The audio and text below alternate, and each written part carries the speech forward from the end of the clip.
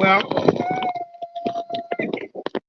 welcome back, ladies and gents.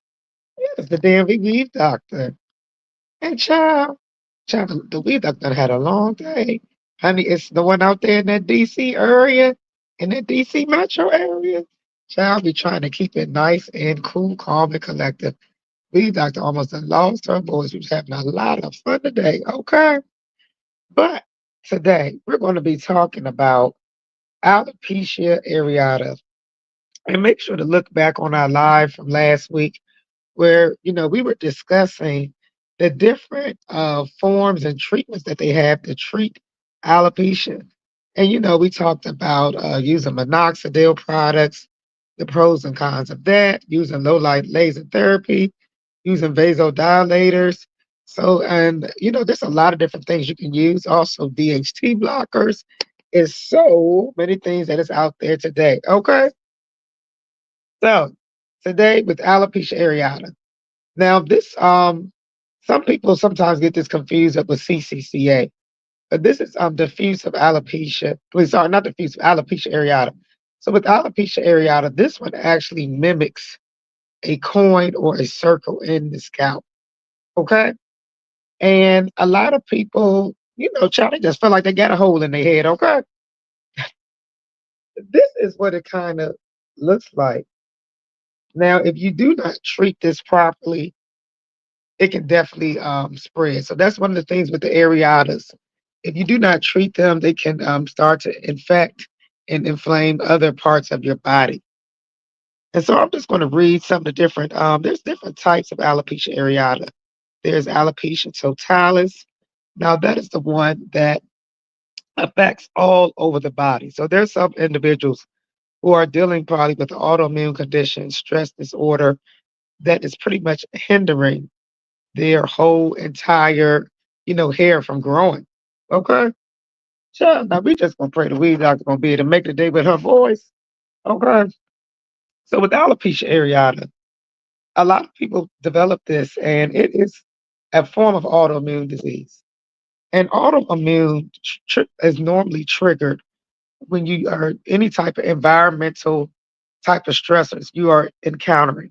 So for example, if there's a lot of emotional stress, it can trigger an autoimmune condition or alopecia areata. If you are eating the wrong foods, it can trigger alopecia areata. Sure. Okay. Child, we're going to go down the list today. Sleeping habits. This can also trigger alopecia areata. Dealing with a compromise or a low immune system. And with alopecia areata, we try to inform all of our clients who are dealing with this. And we're just going to show you one more picture. And a lot of times with this form of hair loss, it has these exclamations points when we lift up the hair in the dermoscopy. So if you come to our hair loss clinic, we have a dermoscopy device, so we're able to view your hair down to the follicles, at least it's like I think 200 or 300 times over. Okay, so child, with this alopecia areata, now a lot of people do not like treating this properly because some people, he said, "Hey girl, meet me the braid go, hey." A lot of people do not like treating this condition properly because they do not want to change the diet. Okay. So you have to change the diet with this form of alopecia. And, there are a lot of inflammatory type of foods that trigger autoimmune conditions. I was actually dealing with something similar to it. And the thing about inflammation, if it goes unchecked, it pretty much becomes like a low grade inflammation and it starts to bring inflammation all throughout the body and it can lead to autoimmune diseases. Okay. So, with all that being said, some of the autoimmune triggering foods are wheat, sugar, gluten, corn. Okay. And processed meats. So these are just things to look into. And the Weed Doctor offers several different tests. There are a lot of different tests out there that we can test your gut to see any type of IgG and IgA activity to see if it's something that you're eating or being exposed to that is causing this condition to worsen. All right. So that is one of the other things with alopecia areata. If you eat the wrong foods, sure, you better stop, especially with this form of alopecia. If you're under a lot of stress, a lot of autoimmune conditions are triggered by stress. Okay. So who would have ever thought that stress could trigger an autoimmune condition? So in these cases, what you would need to do, go to sleep on time, prepare yourself for a daily regimen, and also, find other different type of practices like meditation, deep breathing, prayer. They even have something out there called square breathing. Make sure to look into it, okay? Child, go to an acupuncturist. An acupuncturist, those are really, really, really helpful as well with this form of alopecia for alopecia areata. All right, so let's see what's next. We may not be on that too long because, child, this throat is rocking. Okay, the next thing is a lowered immune system. And for this, you need to go to a holistic health practitioner and you need to possibly, you're going to have to boost your immune system. So, and they have a lot of different supplements out there. Echinacea, elderberry, astragalus. There's different photomodulation type of supplements. I know mushrooms is a very popular one. Believe it or not, so is oatmeal because it contains beta glucans. And it's the same ingredients that is inside of mushrooms. Okay. Now, you're not talking about the mushrooms that they sell in the can. Okay. We're talking about these different type of mushrooms, shaga, reishi.